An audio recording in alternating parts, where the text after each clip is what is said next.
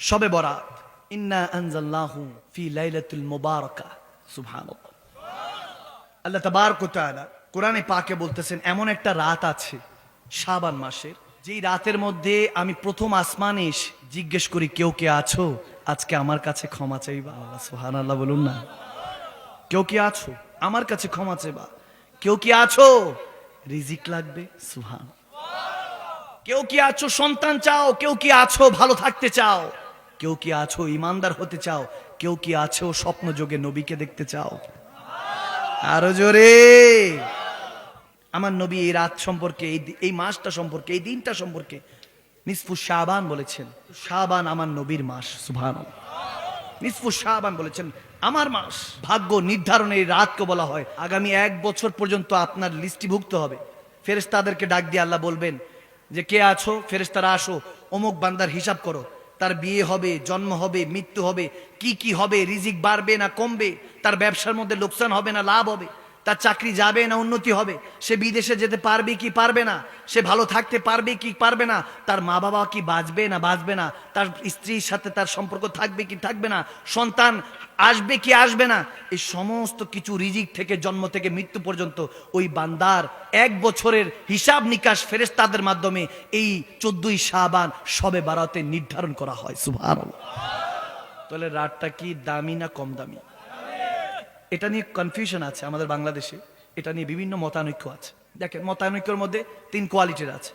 এক কোয়ালিটি আছে চূড়ান্ত পর্যায়ে এটা মানে, এক কোয়ালিটি আছে চূড়ান্ত পর্যায়ে এটা মানেই না।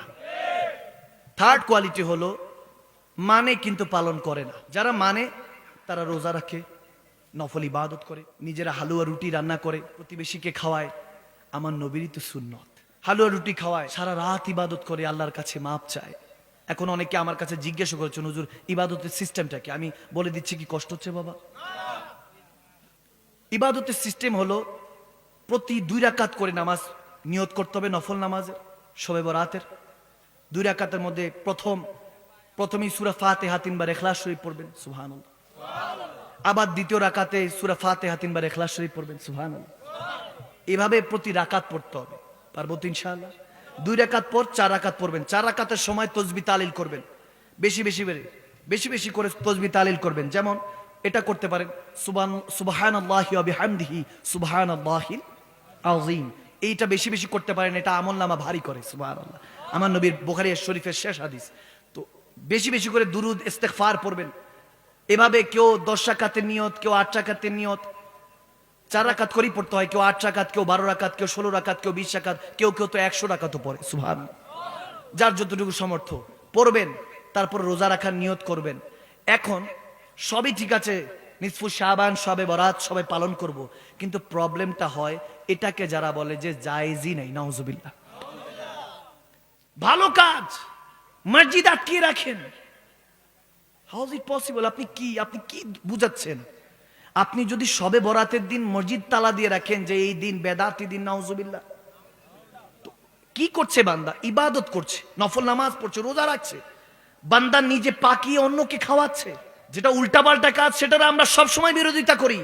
কিন্তু শবে বরাতে যারা ইবাদত বান্দি করবে তাদের জন্য যদি মসজিদ বন্ধ করে দেন, তাহলে তো আপনার মতো বখিল কৃপণ, আপনার মতো কমিনার দুনিয়ার মধ্যে কেউ নেই।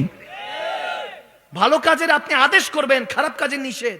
লাইলাতুল মুবারাকা বলা হয়েছে, যেখানে মুবারকপূর্ণ রাত বলা হয়েছে, ভাগ্য নির্ধারণের রাত বলা হয়েছে, সেটাকে কিভাবে আপনি বেদাত বলছেন, সেটাকে হারাম বলছেন? নাউজুবিল্লাহ।